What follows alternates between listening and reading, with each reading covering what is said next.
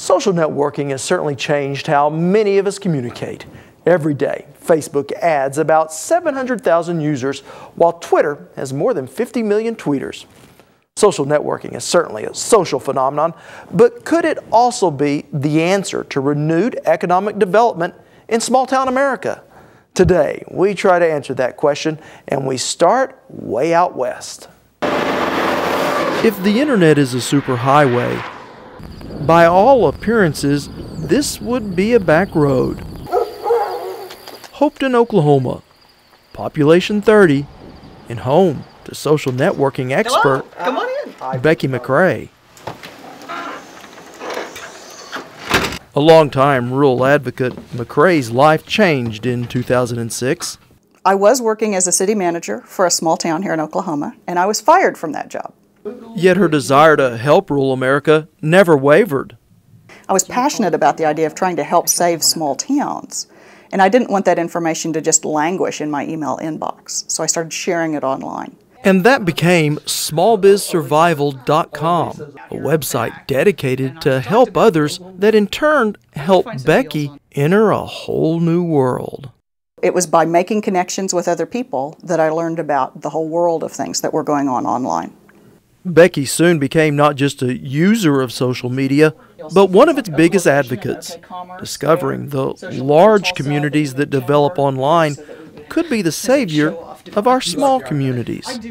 The tools that are available to us online right now represent an unparalleled opportunity for small towns, because the people of small towns grow up with the right set of skills, with the right friendliness, with the right way of treating people as individuals and relating to people one-on-one. Taking all of those skills and going online, we're able, as small town people, to have a huge advantage over people that don't have that same set of skills that comes from their background and their upbringing.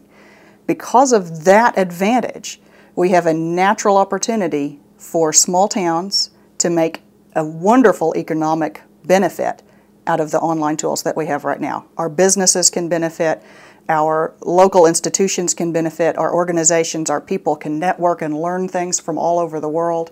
These tools represent an unparalleled opportunity. What does that mean from a business standpoint now?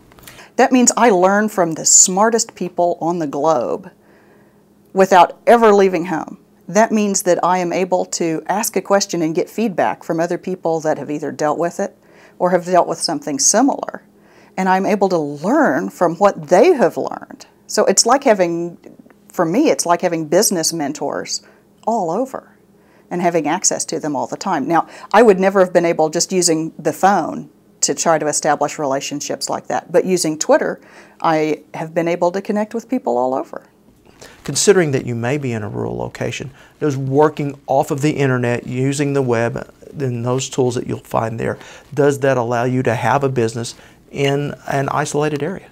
Absolutely, because it really doesn't matter where you're located now. You can be located anywhere that you can get an internet connection. And as broadband continues to spread, we're able to have more and more people in more and more places that have that broadband access, that are able to do their business from anywhere. So it doesn't matter that you're not located in a big city. Your business can be wherever you are. And while it is worldwide, Becky says the key to success on the web can be found in most any small town. It's how we relate to people. It's because we already were raised to be friendly. We smile and wave at each other on the highway with everyone. And if you're raised in a big city, you're taught, don't make eye contact. Don't interact with people. You can't send your kids over to the neighbor's house. You can't turn your kids loose in a big city and say, well, run down to the theater and get yourself a Coke. But you can do that in a small town. So we have that attitude and that friendliness. So when we go online, we naturally interact with people the same way. So we come off as a lot more human, a lot more personable, and just like people. So that's how we have an advantage over people that don't have that same kind of upbringing. So each of these social networks that you're talking about, they essentially are their own little small town. Yes. And at the point that people have realized that, they've realized that the place where you find the people who know how to do this best are in small towns. If you realize that reputation is forever online, trust me, no one knows that reputation is forever like small town people. If you realize that you've only got a limited supply of people to work with, that once if you burn one customer, that word will get around. When every customer can talk to every other customer, that's just like being in a small town. So that means that the small town entrepreneurs who have been dealing with this for years have a huge advantage in dealing with the same basic set of circumstances, except it's online. Now, if you'd like to learn more about the impact social networking is having on our communities, there is a conference coming up November 1st in Hutchinson, Kansas. It's called the 140 Conference after the number of characters used on Twitter. Previously held in London and on both of our coasts, the 140 Conference is now headed to the Heartland to focus on how real-time communication is changing almost everything.